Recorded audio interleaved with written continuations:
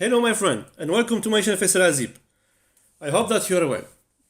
So I hope that you studied the last video really well, so that you really understood what we did there with our food processor function or the logger. Now, in JavaScript, there are different ways of writing functions, and each type of function works in slightly different way, but don't worry, they are still all very similar. So let's find out now. So the functions that I showed you in the last video are called function declarations, because we simply use the function keyword to declare a function, a bit like we declare a variable. So let's now write another function declaration. So what we can do, for example, and this time a function to calculate an age based on a given birth year. So let's again use the function keyword. Where I am? Function keyword, and we are gonna call this calc age 1. Okay, like this. And that's because we are gonna have another one later, So as I said, we want a person's birth year as parameter or the input data. So birth year, like this. And what is an input? Well, it is just parameter in this function. Okay, remember. And the parameter, remember, it's a bit like a local variable that's only available inside of this function. Then the function body with the curly braces, and now the code that we want to create here. So how do we calculate an age? Well, just like we did before, we take the current year, which once more, let's take of course the current year, 2021. We are in 2021, and then minus birth year. Okay, and let's store this creation in a variable called age, like this. Okay, and then remember to take this value now out of the function. We return it using the return keyword. Okay, like this. Good. So we calculate the age first and then we return that value.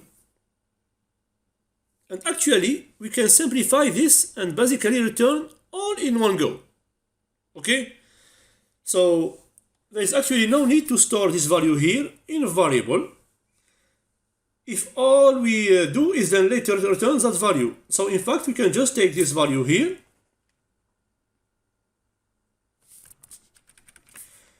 now. I can get rid the const age, and I just return directly from here and remove this one, like this. Okay? So we simply return the result of this expression.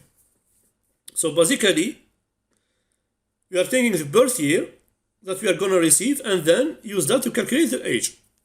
And so once again, this is a generic function which is then going to work for any birth year that we give it. So of course, let's now call or invoke or execute this function.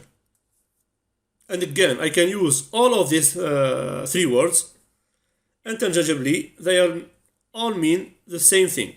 So calc age 1, and then remember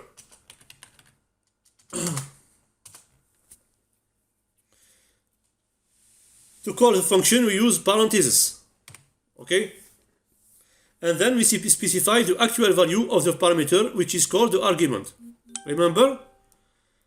So let's say 1986. Now, some people use the words argument and parameters as if they were the same, and actually that is not a big deal. But to be really precise, the parameter is again the kind of placeholder in the function, and the argument is then the actual value that we use to fill in that placeholder. That is the parameter. Anyway, this will now create a value, right? And the value that this will create is the value that's returned from the calc age1 function. So basically, this returns the value. And so, once again, we need to capture or to save that value into a variable and to put it in the console directly. But let's do it in the variable const age. I call it constant age1 equal like this. Okay, I put it in this variable for this case. And just to make sure that this works, let's actually check it in the console.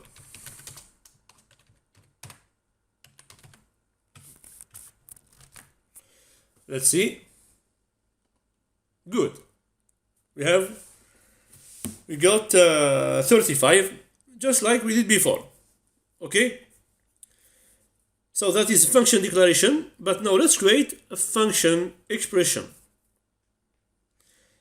So that's the other type of function that exists, and it looks like this. So instead, always here. So instead of writing a function with a calc age name, we simply write function basically without a name, like this. Okay, and then we still define the parameter. So birth year. Okay. And also we define, of course, the function body. It is the same. So I copy this one.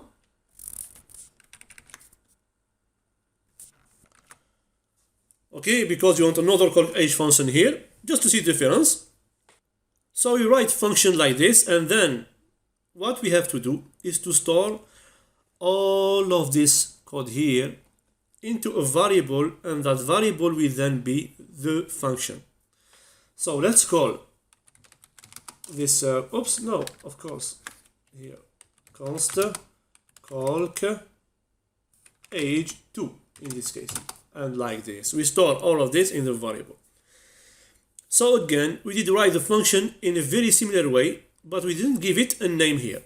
So it is a function without a name basically, which is also called an anonymous function.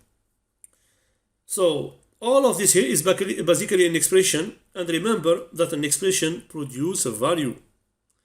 And so we use that value in the store into the calc age2, and this will then be the function. And I know. That sounds very confusing, but it will make sense, trust me, please. Now, to call this function, we actually do it in the exact same way. So let's do const age2, and let's use again 19 calc age2 1986, just to see always difference. Of course, so yeah. And now what I will do, I will just copy this console log because I need the same value, and I put it here. Okay, to add the second age2 like this, to have only one console.log.